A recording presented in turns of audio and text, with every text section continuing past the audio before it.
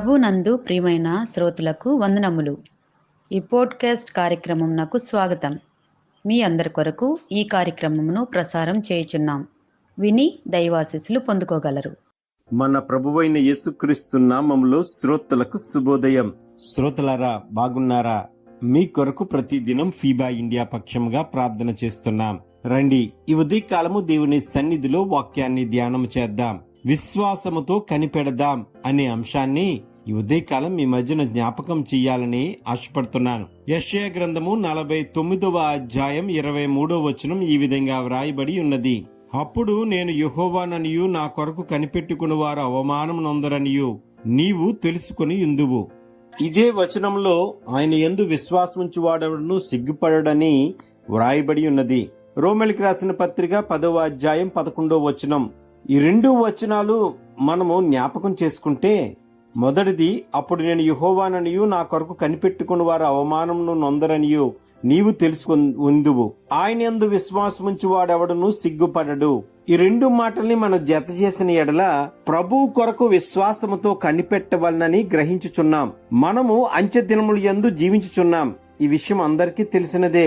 అయినను మనుష్య కుమారుడు వచ్చినప్పుడు భూమి మీద విశ్వాసమును కనుగొనునా అను రాకడ సూచన అక్షరములు నెరవేరుటను మనము చూచుచున్నాం. లూకాసు వార్త 18:8. ఎంతో విశ్వాసంతో ప్రభు కొరకు కనిపెట్టుకుండిన ఎడల సేవకులు విశ్వాసమును కోల్పోయిన వారే విదేశీ సహాయం కొరకు కనిపెట్టుచున్న పరిస్థితులు కూడా మనం చూస్తూనే ఉన్నాం. అల్పమైన సహాయం కోసం తప్పుడు బోధలు చేయుచున్న వారు కూడా ఉన్నారు. ప్రభువునందు విశ్వాసముంచి వాడు ఏం మాత్రమును సిగ్గుపడని దేవుని వాక్యం తెలియజేస్తుంది. 1 పేతురు 2:6 ఉన్న మాటలు. విశ్వసించువాడు కలవరపడడు. యెషయా 28:16 వాక్యం. వారి హృదయము నిబ్బరముగా నుండును. అతడు ప్రభు యేళ్ల స్థిరమైన నమ్మకం గలవాడై ఉండును. నమ్మకము లేని వారు గాలి చేత కొట్టబడు పొట్టువలే నుందురు. తమ జీవిత కాలమంతా అస్థిరులై ఉందురు. విశ్వాసముతోనూ నిరీక్షణతోనూ ప్రభు పాదాల చెంత కూర్చుని ఉన్న వారు సమస్త ఆశీర్వాదములను దేవుని యొద్ద నుండి పొందుకొనిచుందురు. ఆనాడు ప్రభు పాదాల చెంత కూర్చుని ఆయన బోధ వినుచుండిన మరియా గురించి ప్రభు సెలవిచ్చుచున్నాడు. సాక్ష్యం కూడా ఇచ్చారు. మరియా ఉత్తమమైన దాన్ని ఏర్పరచుకొనెను, అది ఆమె యొద్ద నుండి తీసివేయబడదు. లూకాసు వార్త 10:42 మాట. అయితే విస్తారమైన పనులు పెట్టుకుంట చేత తొందరపడి సోదరి మీద నేరము మోపిన మార్తాను ఆయన గద్దించెను. మార్తా, అనేకమైన పనులను గురించి విచారణ కలిగి తొందరపడుచున్నావు గాని అవసరమైనది ఒక్కటే.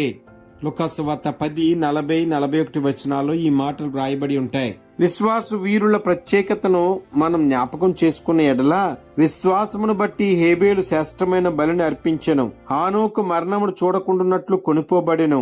నోవాహు తన ఇంటి వారి రక్షణ కొరకు ఒక ఓడను సిద్ధము చేసెను. అబ్రహాం తను ఎక్కడికి వెళుచున్నానని ఎరుగకయే బయలుదేరెను.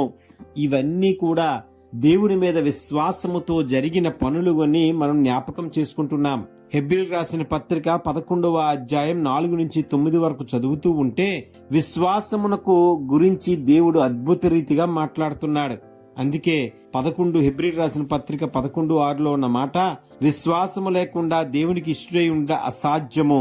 దేవుని యొద్దకు వచ్చువాడు ఆయన ఉన్నాడనియు తన్ను వెదుకు వారికి ఫలము దయచేయువాడనియు నమ్మవలను కదా అని హెబ్రీ గ్రంథంలో తెలియజేస్తున్నారు. ప్రియమైన వారారా, ఆలోచన చేద్దాం. విశ్వాసంతో కనిపెడదాం. దేవుని సన్నిధిలో విజయము పొందుదాం.